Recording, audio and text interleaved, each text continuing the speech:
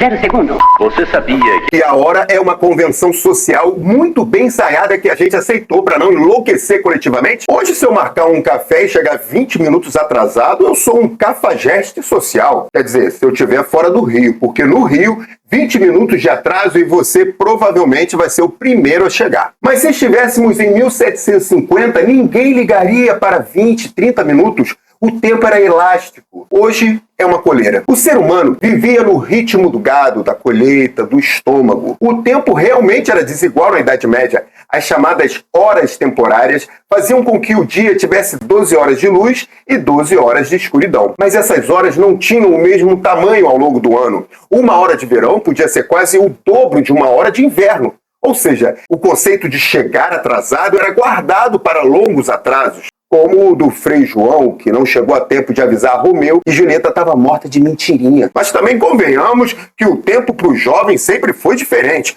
Todo aquele amor, aquela loucura, aquela tragédia em 4 dias. Sim, que do dia que se viram pela primeira vez até a morte deles, não deu nem uma semana. O tempo do amor nunca é o tempo do relógio. Tá bom. Mas 4 dias? Dava nem tempo de um antibiótico fazer efeito. Nesse tempo, você não prepara uma maniçoba. Se comer maniçoba feita em 4 dias, vai acabar como o Romeu ou como a Julieta. O que mudou mesmo na relação com o tempo é que o tempo não era uma linha. Era uma sensação. Hoje, o tempo é uma planilha com metas e mais coisas do que é possível fazer. Mas aí nós decidimos que precisávamos de ordem. E essa ordem nos deu um estresse sem fim para não chegar atrasado. A menos, como já falamos, que você seja do Rio. E essa história de organizar o tempo, como utilizamos hoje, começou com os babilônios e se oficializou quando um bando de engenheiros ferroviários ingleses estavam desesperados. Por que uma hora tem 60 minutos? Por que não 100? Seria muito mais fácil. Vivemos em um mundo decimal, contamos de 10 em 10, o sistema métrico é de base 10, mas o relógio não. O relógio é babilônico. Há cerca de 4.000 anos na Mesopotâmia, no atual Iraque, os babilônios herdaram dos sumérios um sistema chamado sexagesimal, ou base 60. O autor e historiador de ciência Georges Ifra explica que isso nasceu da anatomia. Eles contavam as falanges dos dedos usando o polegar como ponteiro. São 3 falanges em cada um dos 4 dedos, o que resulta em 12. Com a outra mão, eles iam fechando um dedo a cada dúzia completada. 5 dúzias, 60. Você pode achar isso uma curiosidade fofa de museu, mas é literalmente o motivo da gente olhar o relógio às 23h48 e sentir que perdeu o dia. Porque quando o tempo vira número, ele vira medida. E quando vira medida, vira cobrança. Os povos antigos não perdiam horas. Eles começavam com o sol e paravam quando escurecia. Simples. Puxa, tô atrasado de novo. Acho que finalmente vão me demitir. O 60 foi escolhido porque é o número mais divisível que existe. Ele aceita ser fatiado por 2, 3, 4, 5, 6, 10, 12, 15, 20 e 30 sem fracionar. E, obviamente, também pode ser dividido por 60, que é a quantidade de consultas médicas que cabem em uma hora no posto de saúde. Eu vou tirar o pi quando tivermos milhares de seguidores e milhões de visualizações, porque a hora de um bom advogado é uma grana. Os babilônios dividiram um círculo em 360 graus, que é 6 vezes 60. E como eles achavam que o ano tinha 360 dias, o tempo virou um círculo. O problema é que o universo não é babilônio. O ano não tem 360 dias, mas a gente gostou tanto da simetria do 60 que em 2026 você ainda usa a matemática de um camponês que escrevia em argila para saber se vai dar tempo de pegar teu avião. Até meados do século XIX, o tempo era local. Se você viajasse de Londres para Bristol, precisava acertar o relógio em cerca de 10 minutos de diferença. Cada cidade era uma bolha temporal. O problema surgiu com o trem. Imagine o seguinte cenário em 1830. Você está em Londres, o sol está exatamente no topo do céu e o relógio da torre marca meio-dia. Você entra num trem moderno que viaja para o oeste em direção à cidade de Bristol. O trajeto leva exatamente 2 horas. No seu relógio de pulso, que você acertou pelo relógio de Londres antes de sair, agora são 14 horas. Você desembarca feliz, olha para o relógio da estação de Bristol e, surpresa, lá são 13h50. O que aconteceu? O tempo voltou? Você viajou no tempo? Não, é que Bristol fica a cerca de 190 quilômetros a oeste de Londres. Como a Terra gira, o Sol demora cerca de 10 minutos a mais para chegar no topo do céu de Bristol do que no topo do céu de Londres. Para os moradores de lá, o meio-dia deles ainda não tinha acontecido quando você saiu. O problema é que se esse mesmo trem precisasse sair de Bristol para voltar a Londres às 14h05, o maquinista entrava em pânico.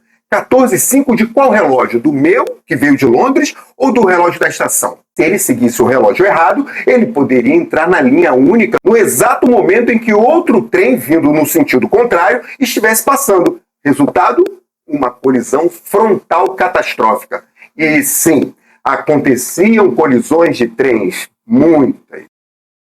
Em novembro de 1840, a Great Western Railway decidiu que, em suas estações, o tempo seria um só, o tempo de Greenwich. Eles pararam de seguir o Sol e começaram a seguir o cronômetro. Não foi uma decisão científica pura, foi uma necessidade comercial. Só mais uma alongada, eu vou pra casa que eu gosto de ver o programa do Jandirico. Ai, minha Nossa Senhora! Faltou a flexão, é.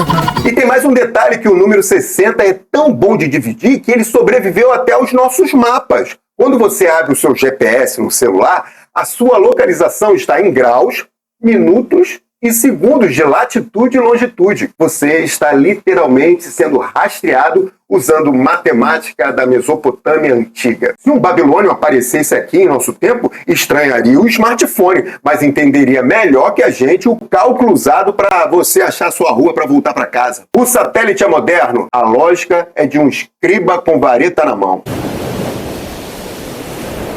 No mar, errar o tempo era errar o mundo. A latitude se conseguia pelo Sol, mas para saber da longitude e saber a posição exata no oceano, dependia de uma coisa aparentemente simples: saber a hora exata de um ponto de referência. Se o seu relógio estivesse errado, você estava perdido. E perdido no mar não é filosofia, é sentença de morte. Como no caso em 1707 do desastre naval de Scilly. 4 navios britânicos bateram em rochas porque acharam que estavam em outro lugar. Mais de 1.000 marinheiros morreram. O parlamento britânico fez a Lei Longitude de 1714, que como recompensa daria 20.000 libras esterlinas. Hoje seria algo como 40 milhões de reais para quem inventasse o relógio que não enjoasse em alto mar, sem parar com o balanço, sem atrasar com o frio e sem enlouquecer com a umidade. Levou décadas, mas John Harrison ganhou o prêmio ao inventar o cronômetro marítimo. O relógio é mapa e tempo é distância. Foi essa necessidade que transformou o tempo em ferramenta de sobrevivência e depois de poder. Já no século XIX, o Império Britânico dominava rotas marítimas, comércio global, navegação internacional. Mais da metade dos navios no mundo usavam mapas britânicos. E em 1884, eles queriam padronizar a hora mundial e definir um meridiano de referência. Onde será? Onde será? Onde será? Nesse caso, durante a Conferência Internacional do Meridiano, não foi uma escolha neutra. Não foi um debate filosófico, foi quase inevitável. O mundo adotou Greenwich. Por quê? Porque já era usado, porque já funcionava. E principalmente porque era de quem mandava, os britânicos. O mundo foi fatiado em 24 fusos, mas como toda tentativa humana de organizar o mundo, isso não saiu perfeito. Alguns países decidiram ignorar a lógica e criar fusos horários quebrados. A Índia, por exemplo, usa 5 horas e 30 minutos para poder ter um horário só em seu país. Aí, o Nepal, que fica coladinho ao norte da Índia, numa tentativa de demonstrar sua independência e a sua identidade, puxou mais 15 minutinhos. Lá, são 5 horas e 45 à frente de Greenwich. O resultado é que o tempo mundial parece organizado até você olhar mais de perto. O ser humano foi domesticado. Nós paramos de olhar para o céu para saber que horas são e passamos a olhar para uma máquina. O tempo deixou de ser um fenômeno da natureza e virou uma propriedade da indústria. O historiador E.P. Thompson explica que essa foi uma das maiores mudanças psicológicas da história. O homem passou a gastar tempo, perder tempo, economizar tempo.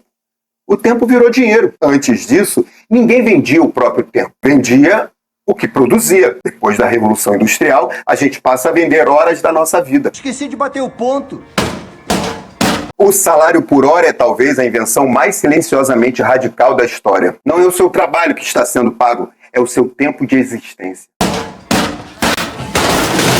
Se um babilônio contava falanges e um inglês contava estações de trem, o homem moderno conta vibrações de átomos. Em 1967, a definição de segundo mudou.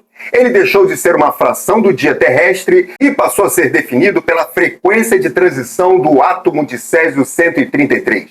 São exatamente 9.192.631.770 vibrações. E aqui tem uma ironia bonita. Quanto mais preciso fica o relógio, mais a gente percebe que o tempo é instável. Relógios atômicos em diferentes lugares do planeta precisam ser ajustados, porque a rotação da Terra oscila ligeiramente. Se você está aqui com a gente no Jandirico há mais tempo, sabe que na nossa retrospectiva 2025, falamos que o Serviço Internacional de Sistema e Referência de Rotação da Terra, sim, tem gente verificando se a Terra está girando no tempo certo. Pois bem, esse serviço mostrou que no ano passado, alguns dias ficaram mais curtos, mas de modo geral, a Terra parece que, assim como os meus joelhos, cansou. Ela tem apresentado um giro mais lento. Por isso, de vez em quando, a humanidade precisa adicionar um segundo extra ao ano, o chamado segundo bissexto. Mas segundo não é pipoca que você vai pegando assim, sem dar atenção.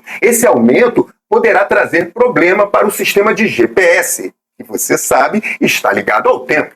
A ideia é que em 2035 pare com essa história de botar segundo a mais no tempo. Ou seja, o tempo oficial precisa de correção. O universo não fecha a conta. Quando se está no alto da serra, em um final de semana romântico, seu relógio corre um pouco mais rápido do que quando você está lá embaixo, dentro de um engarrafamento. E nesse caso, eu nem estou falando do tempo psicológico, é física. O físico Carlo Rovelli diz que o tempo não passa igual em todos os lugares. No seu livro A Ordem do Tempo, Rovelli discute que a ação da gravidade interfere na passagem do tempo. Quanto mais próximo do centro da Terra você está, mais forte a gravidade e o relógio sofre essa pressão. Demora mais a passar o tempo. Quanto mais alto, mais fraca a gravidade e mais rápido o relógio corre. É uma diferença mínima, imperceptível pra gente. Seu chato! Mas essa diferença é suficiente para provar que o tempo não tem essa exatidão toda. Mas talvez a distorção mais perceptível não esteja no espaço, está dentro da nossa cabeça. Independente da gravidade, um fim de semana feliz vai passar voando e meia hora no trânsito é um século. E a percepção do tempo durante a vida? Quando a gente é criança, depois jovem, o tempo parece denso, longo. Tudo é novo, o cérebro precisa registrar cada detalhe. Como da primeira vez que eu cheguei em casa de uma festa, o dia amanhecendo, vira memória. Depois dos 40, chegar depois da meia-noite vira só mais um problema para o dia seguinte. Conforme envelhecemos, entramos no modo economia de energia. Rotina, trabalho, o mesmo trajeto, a mesma janta. O cérebro olha para isso e diz, já conheço. E não grava. O resultado é que você pisca e o ano acabou. A sensação de que o tempo está acelerando não é um problema do relógio, é um sintoma de que você se tornou mais blasé. É por isso que as viagens parecem mais longas na ida do que na volta. Na ida, tudo é novo. Na volta, o cérebro economiza, apaga os detalhes. O tempo não passou mais rápido. Você que deixou de prestar atenção. E talvez o ponto mais curioso de todos seja esse. O tempo que você sente não é o mesmo tempo que o relógio mede. Existe o tempo físico, o tempo psicológico e o tempo social. A gente vive tentando alinhar os três como se fossem a mesma coisa. Temos aqui na nossa casa exemplos que poderiam ajudar nesse alinhamento. Nós seguimos o calendário gregoriano e o relógio atômico, mas dividimos o chão com culturas que habitam um tempo completamente diferente. Os povos Guarani, por exemplo, não precisam de um relógio para saber que o ano mudou. Eles olham para as Pleiades, um aglomerado de estrelas, que quando surge no horizonte antes do Sol, anunciam a renovação, colheita, recomeço. Para eles, o tempo não é uma seta que te empurra, é um ciclo que te conecta. Olhando o céu, os astecas criaram calendários tão precisos que fariam o Google Agenda parecer um rascunho. Os incas transformaram montanhas em relógio. O tempo deles não estava no pulso, estava na vida. Nós herdamos a pressa europeia, mas vivemos em um continente onde o tempo sempre foi lido no céu e no solo. A gente só desacostumou de olhar em volta porque o brilho na tela do celular parece mais forte que o das estrelas. A diferença? Eu acho que para eles o tempo serve à vida. Para nós, a vida passou a servir ao tempo. Então, onde isso nos deixa? Estamos aqui, em 2026, escravos de uma precisão que a nossa biologia não acompanha. Criamos relógios que medem milissegundos, mas levamos 20 minutos para decidir o que a gente vai assistir. A gente se orgulha de controlar o tempo, mas o tempo não se deixa controlar. Talvez o relógio não seja uma ferramenta, talvez seja só um consolo, porque no fundo a gente não faz ideia do que está fazendo aqui. E criou um sistema perfeito para medir algo que talvez nem exista na forma como a gente imagina. Porque o tempo que importa não é o que pode ser dividido em 60 partes. É o que a gente lembra depois, mesmo que cheio de brechas, para quem assistiu sobre a memória. Então, acho que da próxima vez que eu me sentir mal por estar 5 minutos atrasado, eu vou lembrar que a hora é uma invenção de camponeses mesopotâmicos, refinada por engenheiros ingleses estressados e mantida por átomos que vibram milhões de vezes por segundo. O tempo é uma ficção, mas a vida acontece nos intervalos. Talvez a gente devesse ser um pouco mais babilônio e contar menos os minutos e mais as falanges dos dedos enquanto toma um café, de preferência sem olhar o relógio. Eles olham, ou seja, eles olham para as refinada por engenheiro, o salário por, eles olham e temos aqui